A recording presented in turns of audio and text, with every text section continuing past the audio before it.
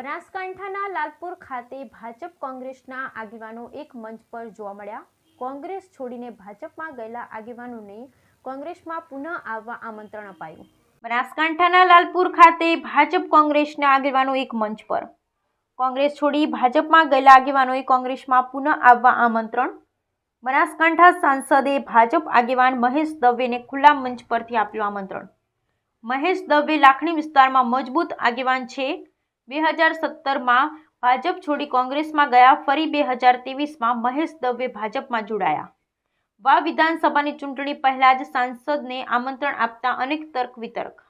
કોંગ્રેસના આગેવાનો એમને આમંત્રણ આપીએ છીએ અને જે દિવસે હું મામેરાની માતર ખવડાવવા આવું એ દિવસે મહેશભાઈની ઘર વાપસી થાય એવી હું અપેક્ષા સાથે મહેશભાઈને ફરી આવકારું છું।